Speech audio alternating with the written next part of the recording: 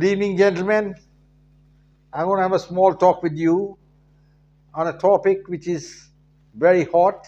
It concerns Pakistan.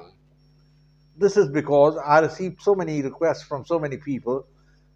They wanted to know whether Pakistan will break up into three or four countries or it's going to survive. Well, before I say anything, I'd like you to draw your attention to an astrological forecast made by one of the astrologers on Indian TV, where he has said that Pakistan will break up into three or four separate nations, and he quotes the Bhavishya Puran in this matter. Now, I don't say this is a gospel truth, but I give you my own assessment, and this is not astrology, this is what I feel and the way it goes, though I'm keeping the astrological forecast in mind. Gentlemen, the point is, Pakistan was born in a bloodbath in 1947. At that time, Muhammad Ali Jinnah gave an order in 1946 when he called for direct action. And what was the direct action? Rioting, killing. And so the whole of Punjab was in flames, that is the Muslim region. And there was then retaliation from the Indian side, the Hindu and the Sikhs who also retaliated. So mayhem. Thousands were killed, hundreds of thousands of women were captured, made concubines, pregnated, thrown away, and there were mass killings. So, Pakistan was born in a bloodbath. At that time, Muhammad Ali Jinnah committed a great mistake for Pakistan. And he sowed the seeds of dissension. How did he do it? He made Urdu the national language of Pakistan. And this was not something which was liked by the Bengali population, though they were Muslims, but they spoke Bengali and they felt that they've been slighted, their opportunities have been cut down. And then there was economic disparity because the money was being earned foreign exchange by through jute and other products from East Pakistan. The money was basically being spent in West Pakistan, so there was a division. Pakistan also, after the death of Muhammad Ali Jinnah, went into obscurantism. They began to attack the minorities. They began to attack the Shias. They began to attack the Ahmadiyas. Widespread rioting continued against anybody who was not a Sunni Muslim. Well, this had to bear fruit, and it bore fruit in 71 when East Pakistan broke away. So Islam itself is not a unifying force, and there are other factors involved, and Pakistan broke into two at that time. That is, East Pakistan was created, and so was West Pakistan. East Pakistan became Bangladesh. Now, a point to be mentioned here is I had met a Bengali officer who was doing a course with us at the Air Force Administrative College in Coimbatore, and I asked him, how do you feel about Sheikh Mujib, who is the father of Bangladesh? He had a laugh. He said, no, father of Bangladesh is Zulfikar Ali Bhutto. I was really taken aback. And then I realized that it was Bhutto who was instrumental in the breakup of Pakistan. Bhutto was the man who egged on General Yahya Khan to put down the insurrection in the east with force, and he made some statements which were very silly. The Bengalis are small people, dark skin, will win anyway. It doesn't happen anything like that, because now the AK-47 and the AK-56, what have they done? They made all men equal. So, Pakistan broke into two. That was the first thing. And somebody should take a clue from that. Because domination by any particular community will not be agreed by the others. Now, what's happening in Pakistan is that the Pakistan army is in charge for long years. In fact, since 1958, when General Ayub Khan took over after a military coup. But the flaw in Pakistan makeup is that the army is 95% Punjabi. That is, Punjabi Muslims who are from Punjab, they form the Pakistan army. And the Pakistan army controls Pakistan. And the other three provinces, that is Baluchistan, Sindh, and the northwest frontier, now called Pakhtunwali, you can call it by any name, they are greatly feeling a loss of opportunities for them. They feel the domination by the Punjabis is not good for Pakistan. So, what has happened now? Because wheels turn between wheels, and once you're moving inexorably to the path of destruction, you start doing certain silly things. And that is what General Ziaul Haq did. He took over uh, by hanging Zulfikar Ali Bhutto in the Lokpat jail, and then he became dictator. And he knew, he was a realistic man, you can't fight India. In Pakistan, one-fifth the size of India. And so he said, let's beat India with 100 cuts. What they began to do is began to nurture the terrorist organization like the Jaish-e-Mohammed, the JKLF.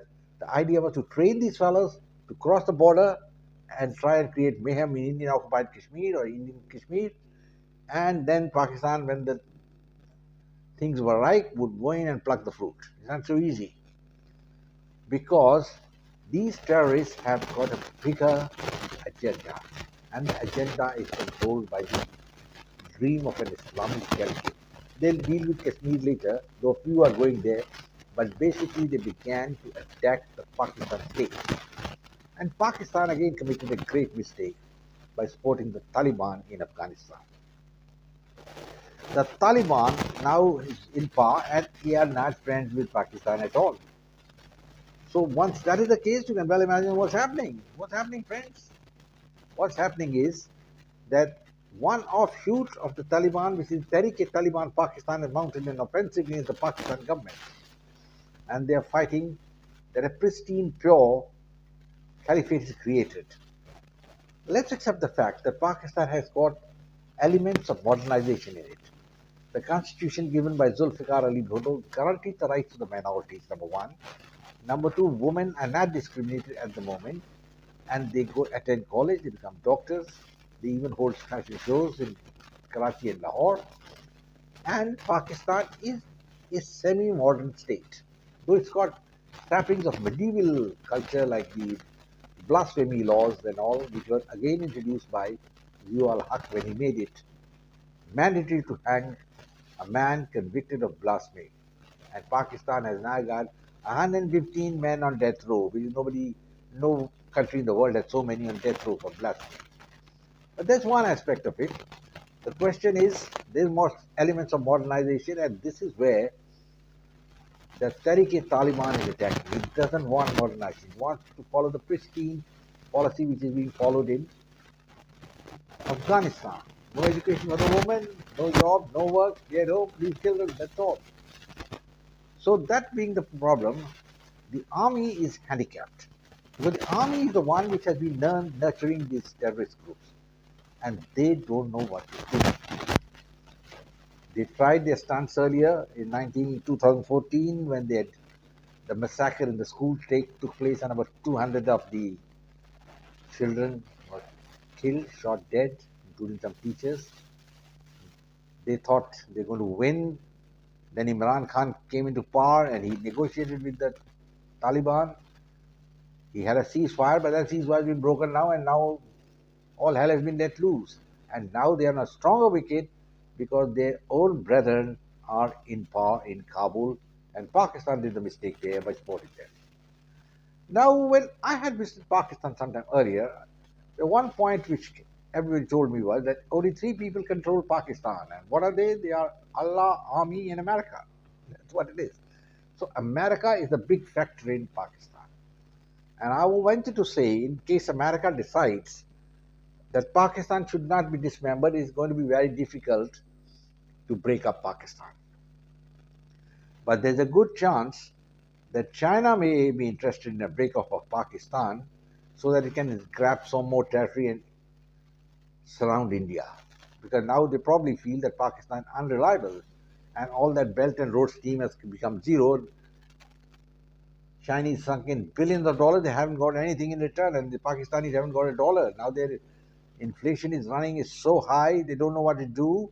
Their reserves have come down to just about $2 billion.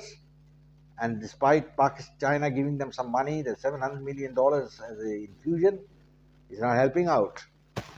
So you must remember, as I mentioned earlier, that Pakistan earlier broke up into two on the issue of economics, and the same thing going to happen now.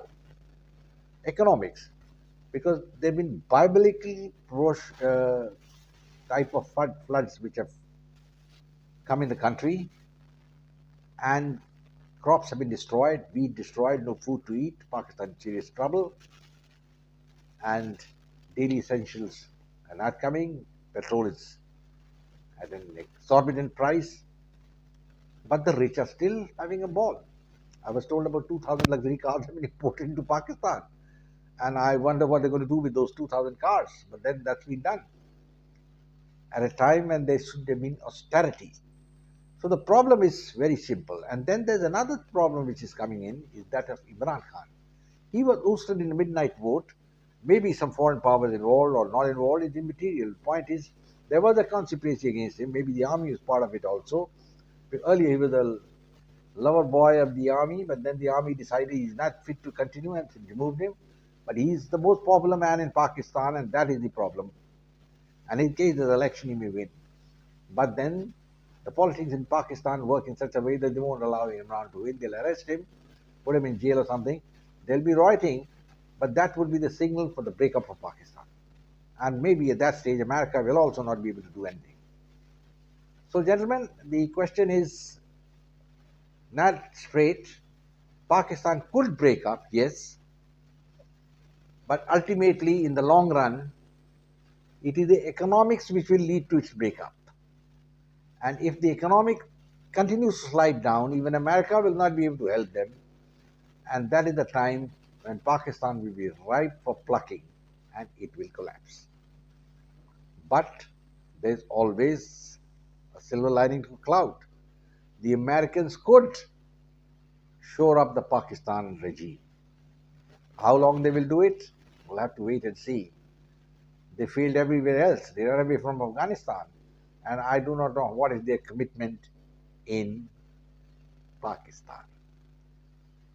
So, gentlemen, there is a signs that the astrological forecast could come true, but take them with a pinch of salt.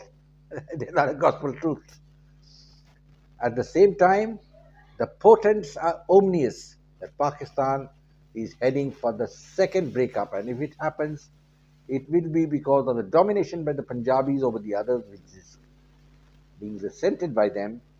There is a movement called the Baluchistan Liberation Army, which is working, and then they have the Taliban, the Tehreek-e-Taliban Pakistan, also fighting the Pakistan state government to establish a caliphate. So who wins? We'll have to wait and see. But as it stands, the balance, I think, is with America. And if America decides Pakistan can be broken up for their own use, they will break it up. But as it stands, even without any American help, and if nothing improves, Pakistan could still break up. And that will be a sad end to the dream of Muhammad Ali Jinnah, who had talked of a homeland for the Muslims. Gentlemen, that's all I have to say at the moment. Goodbye, God bless, take care. At the same time, please subscribe to my channel, share it with your friends. I'm sure you're going to do it. Bye bye, God bless, take care.